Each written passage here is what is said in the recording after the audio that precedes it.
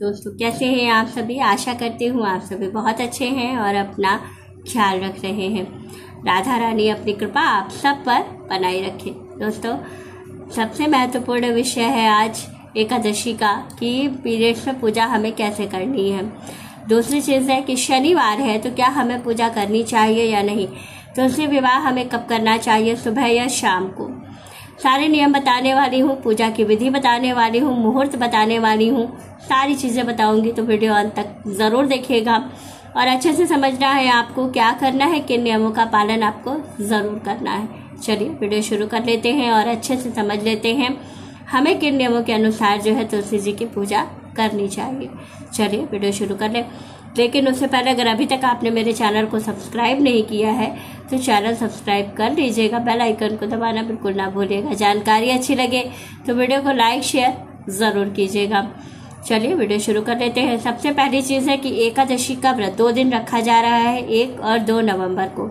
गृहस्थ जन जितने हैं वो सभी लोग 1 नवंबर को व्रत रखेंगे और जो वैष्णव जन है यानी कि जो साधु संत लोग हैं जिन्होंने दीक्षा ले रखी है वो सभी लोग जो है 2 नवंबर के दिन एकादशी का व्रत करेंगे। ऐसे में जो गृहस्थ जन है उनको तुलसी विवाह करना होता है क्योंकि इस दिन तुलसी विवाह का भी मुहूर्त होता है। तो बहुत से लोगों का ये कमेंट है कि क्या हमें तुलसी विवाह सुबह करना चाहिए या शाम को करना चाहिए। तो देखिए आप अपनी सुविधा अनुसार भी कर सकते हैं, चाहे तो सुबह भी कर सकते हैं अभिजीत मुहूर्त में, जो कि मुहूर्त आपको 1 नवंबर को अभिजीत मुहूर्त का जो समय है वो आपको मिल रहा है दोपहर 11:15 बजे से लेकर के 12:54 तक। इस बीच में आप तुलसी जी की पूजा कर सकते हैं, चौक बना सकते हैं और तुलसी विवाह कर सकते हैं। बहुत सुबह अर्ली मॉर्निंग तुलसी विवाह नहीं किया जाता है तो इस बात का विशेष ध्यान जरूर रखिएगा। या तो फिर आप शाम को प्रदोष काल में शाम को 5:18 से लेकर के और 6:52 तक का जो समय है ये आपका प्रदोष काल का समय है। आप इसमें भी तुलसी विवाह कर सकते हैं। ये बहुत ही खास समय होता है क्योंकि जो प्रदोष काल का समय है ये बहुत बहुत कारगर है।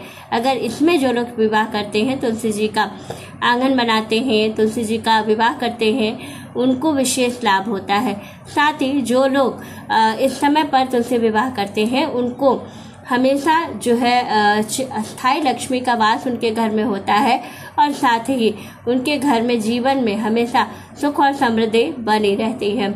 एक चीज़ और कहना चाहूँगी कि शाम के समय कल आप सभी प्रदोष काल में मेरे साथ लाइव जुड़िएगा क्योंकि मैं आप लोगों को जो उसकी पूजा है देवउठानी एकादशी की वो मैं आपको लाइव दिखाऊंगी कि हमारे यहाँ पूजा कैसे होती है। अब चलिए विशेष बात करते हैं पीरियड्स की कि हमें पीरियड्स में पूजा कैसे करनी है। क्या हमें तुलसी जी को छूना चाहिए या नहीं छूना चाहिए, कौन सा दिन हो कि हम तुलसी जी को छू सकते हैं और पूजा कर सकते हैं। देखिए अगर आपका 5वां दिन है तब तो आप तुलसी जी की पूजा कर सकती हैं, लेकिन शालिग्राम जी को आपको नहीं छूना है।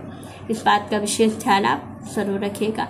ऐसे आपको शालिग्राम जी को तुलसी जी के गमले से थोड़ा दूर बैठाइएगा जिससे कि आपका हाथ उनको ना लगे और आप किनारे से पूजा तुलसी जी की कर सके। लेकिन अगर इससे कम दिन है यानी कि 4थे दिन तक आपका है, पहला दूसरा तीसरा चौथा दिन है, तो आपको पूजा नहीं करनी है, बिल्कुल भी नहीं करनी है। पर बहुत से लोगों का है कि प्रदक्षिणा कर सकते हैं तुलसी जी की या नहीं। तो जहाँ पर मंडप बना करके तुलसी जी और शालिग्राम जी को विराजमान किया गया है वहाँ पर आपको प्रदक्षिणा नहीं करनी है, मतलब उस मंडप की प्रदक्षिणा आप नहीं कर सकती हैं।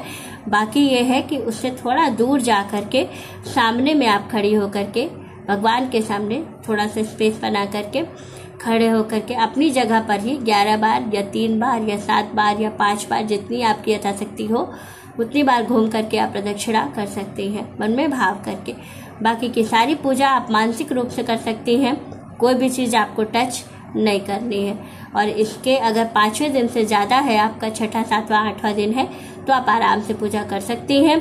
बाल नहीं धुलना है, इस बात का ध्यान रखिएगा। तो बाल आप पहले ही 1 दिन पहले या तो आप ब्रह्म मुहूर्त में उठ करके 3:30 से 4:30 के बीच में उठ करके स्नान करके बाल धुल लीजिए, या तो आप जो है बाल को हल्का कोई कपड़ा गीला करके तौलिया वगैरह गीला करके पोंछ लीजिएगा, क्योंकि एकादशी के दिन बाल धुलने का नियम नहीं होता है। तो इस बात का ज़रूर ध्यान रखिएगा। तुलसी जी को शनिवार का दिन है तो क्या हमें पूजा करनी चाहिए, विवाह करना चाहिए या नहीं करना चाहिए। तो देखिए, शनिवार का दिन हो, रविवार का दिन हो, मंगलवार का दिन हो, कोई भी दिन हो, अगर त्यौहार पड़ जाता है तो उस बार का महत्व कम हो जाता है। तो दिन कोई भी पड़ रहा है, अगर शनिवार भी है तो कोई मतलब नहीं है। आप तुलसी जी की विशेष आराधना जैसे आप करते आए हैं और जैसे आप तुलसी जी का विवाह करते हैं उसी तरह से करें, कोई उसमें परेशानी की बात नहीं है। दूसरी चीज़ है कि एक सबसे महत्वपूर्ण प्रश्न है कि क्या हमें सुबह पूजा करनी चाहिए या शाम को। तुलसी जी का विवाह हमें सुबह करना चाहिए या शाम को करना चाहिए। तो देखिए, अगर आप स्थायी लक्ष्मी का वास चाहते हैं अपने घर में, दूसरी चीज़ है जीवन में सुख समृद्धि ऐश्वर्य मान प्रतिष्ठा सभी में वृद्धि चाहते हैं, तो आपको तुलसी विवाह शाम के समय करना चाहिए। इस समय जो लोग गोधूली बेला का जो समय होता है, जो प्रदोष काल का समय होता है, ये सभी देवों का ऐसा समय होता है जिसमें शिव जी जो है वो भ्रमण पे निकलते हैं, लक्ष्मी जी जो हैं वो अपने भक्तों को अपनी आंखों से देखती हैं, और जो बाकी देव हैं वो भी इस समय आपको देखते हैं कि आप क्या कर रहे हैं। इस समय की जो पूजा होती है वो बहुत बहुत लाभ देती है। तो आप कोशिश करें कि शाम के समय में ही, जो प्रदोष काल का समय है, इस समय में ही अगर आप तुलसी विवाह करें तो आपको पूर्ण लाभ प्राप्त होगा। ये वाला उपाय आप ज़रूर करें, शाम वाला बहुत बहुत लाभपूर्ण है। लेकिन मंडप आपको सुबह सवेरे बना करके एक दीपक जला करके अखंड रख देना है मंडप के अंदर और भगवान को विराजमान कर देना है। विवाह आप शाम को कीजिएगा, बाकी का सारा जो नियम है वो आप दिन भर करते रहिएगा, तो पूर्ण लाभ प्राप्त होगा। वीडियो अच्छी लगे, जानकारी अच्छी लगे तो वीडियो को लाइक शेयर और सब्सक्राइब ज़रूर कीजिएगा। राधे राधे दोस्तों।